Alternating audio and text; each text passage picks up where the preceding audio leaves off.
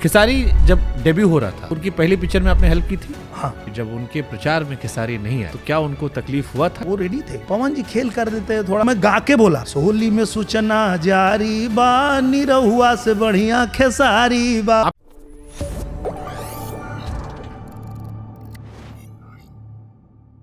हमसे किसी आपके चाहने वाले ने, क्योंकि हम जब भी किसी का इंटरव्यू करते हैं तो हमेशा एक पोस्ट डालते हैं कि क्या पूछा जाएगा। ओके। तो आपके नाम पर क्योंकि हजारों हमको सवाल आए थे, तो उसमें किसी आपके चाहने वाले ने हमसे एक चीज़ कहा, वो पहले कंफर्म करते हैं फिर सवाल पूछेंगे। खेसारी जब डेब्यू हो रहा था तो उनकी पहली पिक्चर में आपने हेल्प की थी हाँ फाइनेंशियली हाँ रिलीज करवाने में? बिल्कुल। वो हुआ ऐसा था कि मैं सोया था, सुबह 5 बजे प्रोड्यूसर मेरे घर पे आ गए। और वो प्रोड्यूसर वही थे जो पहले मुझे लेके फिल्में बनाते थे और उनके साथ पहली बार कर रहे थे।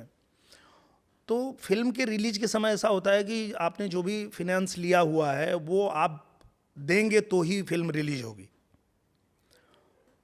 तो वो कर नहीं पा रहे थे, प्रोड्यूसर कर नहीं पा रहे थे। तो जिसने पैसा दिया था उसने कह दिया कि नहीं, फिर रिलीज नहीं होगी। तो वो सुबह 5 बजे मेरे पास आए। मैं सोया था, जगह उठो उठो उठो। बोले कहा भाई भैया, चलो जल्दी चलो। बोले ब्रश व्रश कर कुछ ना, चला जल्दी कपड़ा पहना, हमारी फिल्म आज रिलीज होके वाला बा, ना लगी तो सब थिएटर में आग वाग लग जाएगी। और वो जो फाइनेंसर है वो फ्लाइट पकड़ने जा रहे हैं एयरपोर्ट, उनको एयरपोर्ट जाते जाते पकड़ना है। तो मैं बैठा गाड़ी में, फिर एयरपोर्ट तक जाते जाते बातें हुई कि क्या प्रॉब्लम हुआ है। तो 20-25 लाख रुपए का कुछ था इशू। तो मैं गया, मैं बोला आप चिंता मत करिए, इसकी गारंटी मैं लेता हूँ, ये नहीं देंगे तो मैं दे दूंगा, पर फिल्म रिलीज करिए। हाँ, तो ये लिखकर किसी ने मुझसे सवाल पूछा कि दिनेश जी से पूछेगा कि जब उनके प्रचार में खेसारी नहीं आए तो क्या उनको तकलीफ हुआ था, इस बात को याद करते हुए। अब हमको नहीं पता इसका रियलिटी क्या है, हाँ, बट ऐसा कुछ हुआ था। पर बिल्कुल नहीं, वो आने को तैयार थे। मैंने बताया भी कि वो ऐसा कभी नहीं, अगर मैं उनको कभी बुलाया खेसारी जी को तो ऐसा नहीं कि मैं नहीं आऊँगा, वो रेडी थे। पवन जी खेल कर देते हैं थोड़ा, वो मस्ती कर देते हैं। वो मस्ती में जो है अच्छा, ये उधर से वायरल हुआ है। वो मस्ती कर देते हैं ना, क्या रे ओकर का जरूरत बा। हम बोले अरे यार, तीनों लोग चलेंगे वहाँ पे एक साथ में, अच्छा लगेगा। मर्दवा चला, हम आवता नहीं ना। तो इस तरह से हो जाता है, पर ऐसा नहीं है। तो ये अपने फैन को क्लियर कीजिए, आपके फैन बिल्कुल, लोग खेसारी मैं- जी को गलत सोच रहे हैं। वो नहीं। उनको भी पता लगना चाहिए खेसारी जी दिल के बढ़िया आदमी हैं। फिर बहुत अच्छे आदमी हैं, खेसारी जी हैं, पवन जी हैं। देखिए मैं एक बात बताता हूँ कि बाहर से लोगों को सारी चीज़ें पता नहीं चलती है। चूँकि मैं इंडस्ट्री में हूँ तो मैं सब जानता हूँ। चाहे खेसारी जी हों, पवन जी हों, रवि जी हों, मनोज जी हों, या इंडस्ट्री का मेरे कोई डायरेक्टर हो, प्रोड्यूसर हो, छोटा से छोटा कलाकार हो, ये लोग ना किसी के भी लिए हमेशा खड़े रहते हैं। कोई तकलीफ में आ गया, किसी के घर पे शादी है और नहीं हो पा रहा है, तो सब मिल के मदद कर देते। किसी का ऑपरेशन होने वाला है, 1-2 लाख रुपए, 5 लाख रुपए चाहिए और नहीं हो पा रहा है, यही खेसारी जी कर देते हैं, यही पवन जी कर देते हैं, रवि जी कर देते हैं, मैं कर देता हूँ, बाकी लोग जो हमारे इंडस्ट्री के लोग हैं सब मिलजुल के। तो ये बातें बाहर नहीं जाती है कि वो सच में अच्छे हैं। पाप जल्दी माथे पे चढ़ता है, पुण्य जाने के बाद लोग याद हाँ, लोगों को वो, क्योंकि उसमें ज़्यादा मज़ा आता है, किसी की बुराई करने में मज़ा आता है। रखते हैं। इसीलिए हमने पूछ लेता कि क्लैरिटी हो जाए। जो नहीं, एकदम क्लियर है, बहुत अच्छे आदमी है खेसारी जी। और मैंने तो ये देखिए, पहला आदमी होगा मैं जो मैं गा के बोला सोहली में सूचना जारी बा, निरहुआ से बढ़िया खेसारी बा। ये कौन गाएगा बताइए? मैंने गा के बोला। आपके फेवरेट रवि जी हैं? क्या कि हमको लग रहा है उन्हीं नक्शे कदम पे चल रहे हो आप। मामला लीगल में वो गए, आप भी आ गए। वो सांसद बने, आप वो सांसद बन गए। बहुत सारा वेब सीरीज भी आजकल चल रहा है। आप पे दो लोग एकदम हिंदी में भी एकदम छाए हुए हो, भोजपुरी से निकल के। मैंने कहा ना भैया आपको कि मैं जब बचपन में कलकत्ता में पढ़ाई कर रहा था, उस समय जब मेरी भाषा भोजपुरी का कहीं भी किसी टेलीविज़न पे कुछ कहीं दिखता नहीं था, उस समय भी जब मैं रवि किशन भैया का भोजपुरी गाना देखा, तो मेरे लिए तो उसी दिन से उनकी जो छवि है मेरे दिल में ऐसी बन गई कि अरे यार, कोई तो है यार, इतना सुंदर हीरो, इतना ऐसी पर्सनालिटी पर भोजपुरी कर रहे हैं।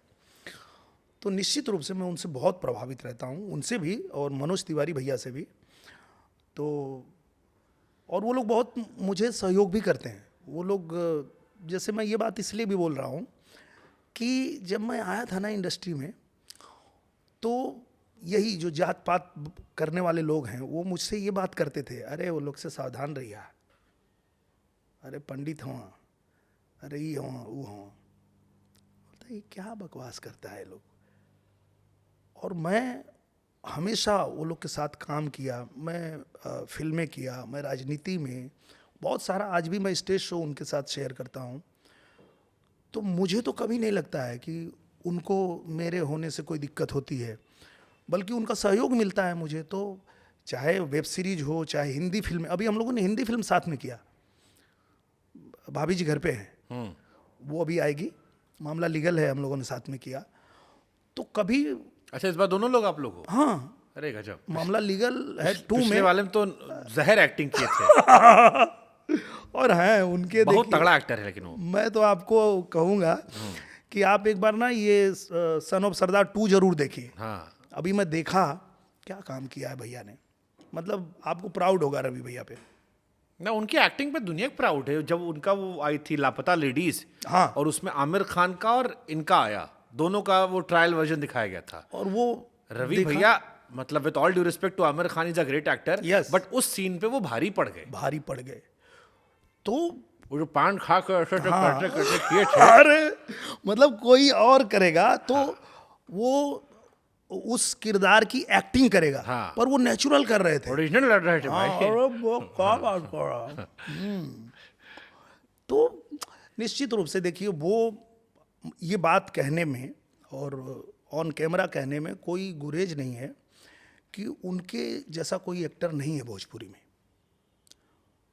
वो हम लोगों के आदर्श हैं और हम उनको रिस्पेक्ट करते हैं, उनसे हम सीखते हैं, और वो भी उतना ही प्यार करते हैं और हम लोगों को उतना सपोर्ट भी करते हैं। तो चलो एक जनता के लिए पूछ लेता हूं मैं, मनोज तिवारी, रवि किशन शुक्ला, ये दोनों ब्राह्मण हैं। हाँ, कभी आपके साथ इन्होंने जातिगत भेदभाव या थोड़ा सा एहसास कराया हो? कभी कुछ ऐसा हुआ आपके साथ? कभी नहीं, उल्टा। क्योंकि बिहार में बहुत होता है, ब्राह्मण और छोटा आगे पीछे बहुत जात, मतलब जात का एक पूरा मकड़ जाल वहां पर ये है। मैं इसीलिए बोल भी रहा हूँ, इसीलिए, इसीलिए बोला भी मैंने कि जो लोग ये जात पात करते हैं ना, उनका प्रॉब्लम ये है कि वो ये नहीं कह पाते हैं कि उनकी क्षमता नहीं है या उनके पास हुनर नहीं है, इसलिए वो किसी जगह नहीं पहुंच पा रहे हैं। आपके अंदर अगर हुनर है और आप मेहनत करने से पीछे हटने वाले नहीं हो, तो ये लोग आपको सपोर्ट करेंगे। क्योंकि मैं आपको बताता हूं कि जहां पे पता चला कि रवि किशन भैया को बुलाया गया है, तो बोलता रहा निरहुआ को भी बुला लो, मजा आएगा। कहीं मनोज तिवारी भैया को स्टेज शो पे जाना है, अच्छा सुनिए भैया एक काम करिए ना, निरहुआ को भी बुला लीजिए, मजा आएगा स्टेज पे। तो मैं तो आप कह रहे हो आपको प्रमोट किया इन्होंने? प्रमोट करते हैं, मुझे हेल्प करते हैं। चाहे अगर मैं अब ये आपको कैमरे पे बोल रहा हूँ कि जब मैं पहली बार चुनाव लड़ने गया, तो इस दुनिया में मुझे अगर किसी ने पहला फ़ोन करके और बोला कि कुछ चिंता मत करना, जो होगा हम सब करेंगे, तुम टेंशन मत लेना, वो मनोज तिवारी थे। और किया उन्होंने, हर तरह से मदद किया उन्होंने। मतलब कोई अपना भाई नहीं करेगा जितना मदद किया उन्होंने। अपने भाई तो खिलाफ में ही खड़े थे।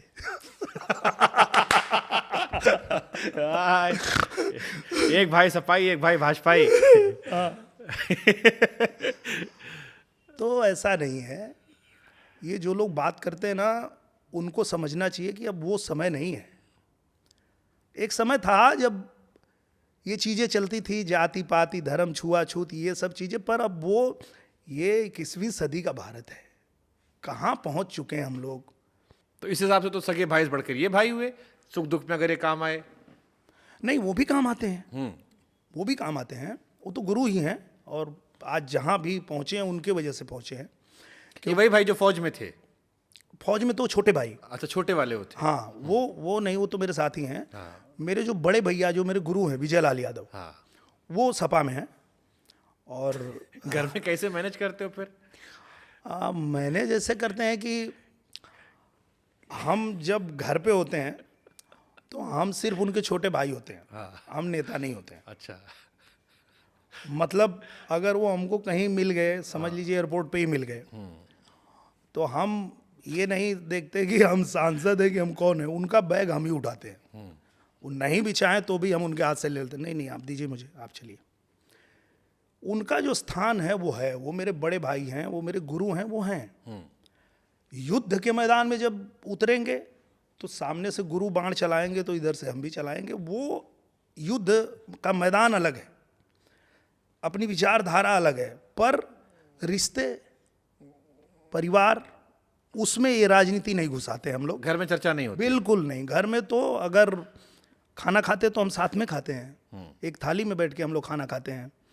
और ये हम कहीं ना कहीं जनता को भी बताते हैं कि देखो वो राजनीति है, राजनीति के चक्कर में आपस में भाई भाई मत लड़ो। लोग फैन लोग मार कर लेते हैं। हाँ, मार मत करो।